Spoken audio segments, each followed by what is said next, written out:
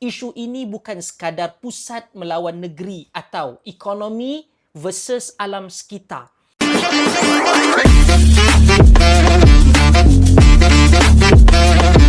Bismillahirrahmanirrahim. Assalamualaikum warahmatullahi wabarakatuh, sahabat-sahabat semua. Pada kesempatan ini saya ingin berikan pandangan menurut lensa akademik tentang isu pasir di Pahang yang kembali hangat diperkatakan semua. Ramai orang fikir ini sekadar isu permit pasir yang tidak diluluskan oleh kerajaan pusat semata-mata. Sebenarnya tidak. Ini isu berkaitan dengan federalism, hasil negeri, alam sekitar, geopolitik dan masa depan sumber strategik negara.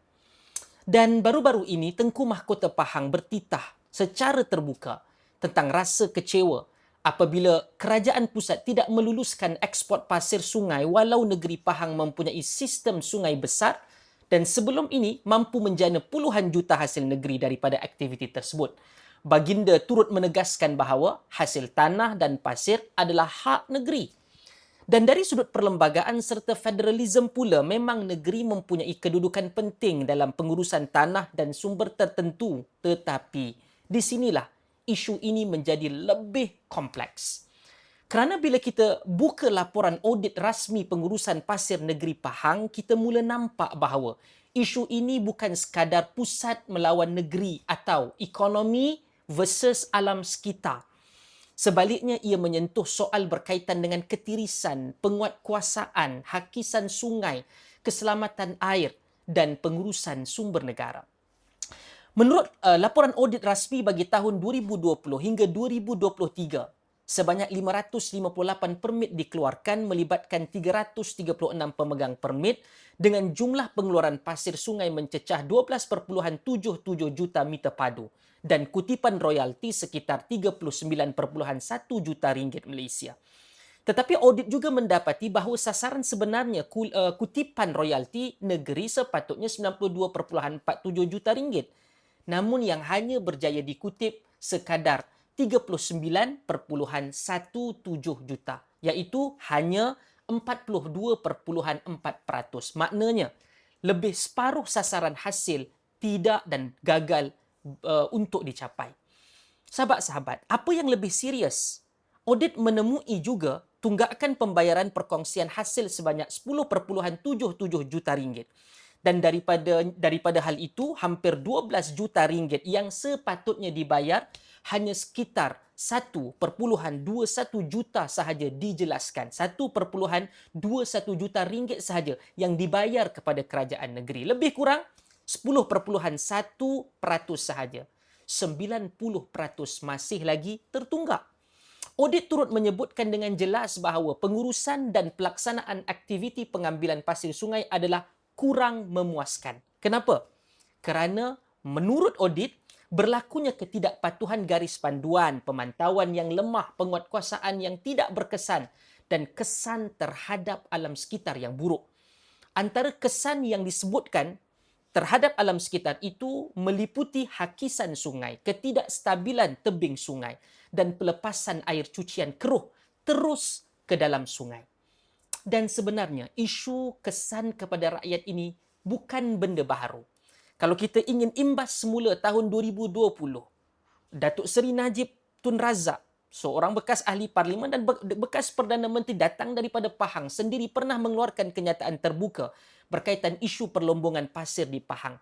Beliau menyatakan simpati terhadap kehidupan nelayan dan penduduk kampung yang terjejas. Beliau juga menegaskan, saya tidak setuju sekiranya ada aktiviti melombong pasir yang tidak terkawal atau melanggar syarat. Dan ketika itu, media melaporkan bahawa sekitar 16,000 penduduk terjejas akibat hakisan dan kerosakan alam sekitar yang dikaitkan dengan aktiviti perlombongan pasir di pesisir Sungai Pahang. Maknanya, ini bukan isu baru.